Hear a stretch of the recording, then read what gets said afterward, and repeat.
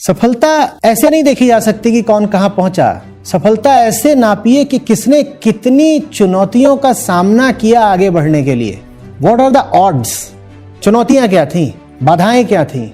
तुम जितना भी आगे बढ़े हो उतना आगे बढ़ने के लिए तुमने कितना जीता है, कितना श्रम किया है।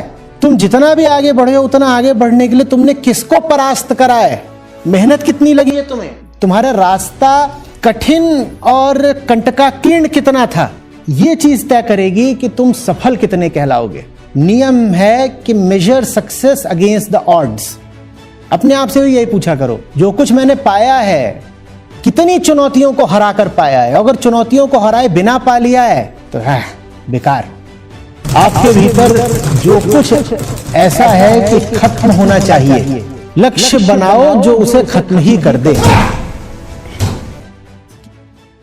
कुछ साल मिले हैं जगने के लिए, उसके बाद तो खूब सोना है। तो ये तुम कैसे आदत अभी पाले हुए हो कि जरा और सो ले 1 घंटा 2 घंटा।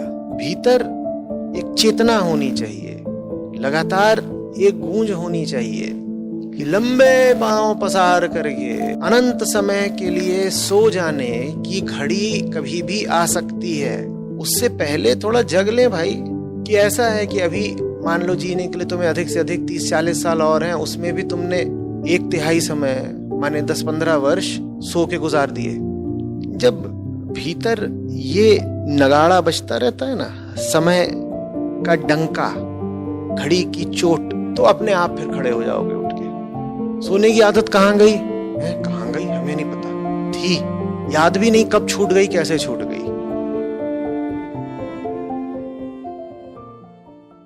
ये कौन सी जिंदगी है कि सुबह उठे, नाश्ता किया, नहाए धोए, चले गए, वापस आए, फिर खाना खाया, टीवी देखा, इधर उधर कहीं किसी को नोचा खसोटा, फिर सो गए, अगले दिन फिर यही। कुल मिला के इस पूरे महीने से निकला क्या? कुछ भी नहीं। 1 महीना बीतेगा, दूसरा शुरू हो जाएगा, 1 साल बीतेगा, अगला लग जाएगा। तुम कभी जवान थे, तुम पाओगे तुम्हारे बाल सफेद होने शुरू हो गए हैं, दांत हिलने शुरू हो गए हैं। एक दिन पाओगे कि मौत सामने खड़ी है, तुम्हारे हाथ खाली हैं, तुमने कुछ कमाया नहीं, मौत भी तुम्हें देख के हंसेगी। इतने साल तुझे दिए गए, तू जिया क्या, तूने किया क्या? ये कहलाती है छोटी जिंदगी।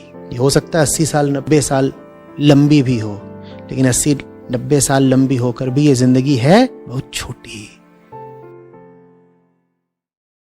गौतम बुद्ध हमेशा कहते थे, जिस इंसान को अपने गुस्से पर काबू नहीं होता वो व्यक्ति खुद तो दुखी रहता ही है, लेकिन उसके साथ अपने परिवार को भी दुख देने में कोई कसर नहीं छोड़ता।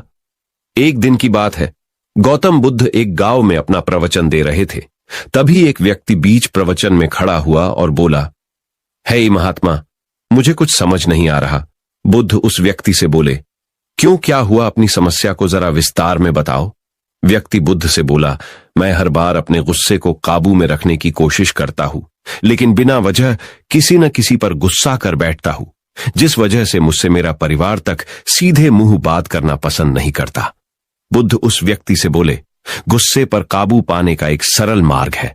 बुद्ध बोले, अपने गुस्से को काबू में करने के लिए तुम्हें अपनी बुद्धि को काबू में करना होगा। जब तुम हर दिन सुबह ध्यान करोगे तो तुम्हारा गुस्सा धीरे धीरे कर खत्म होगा।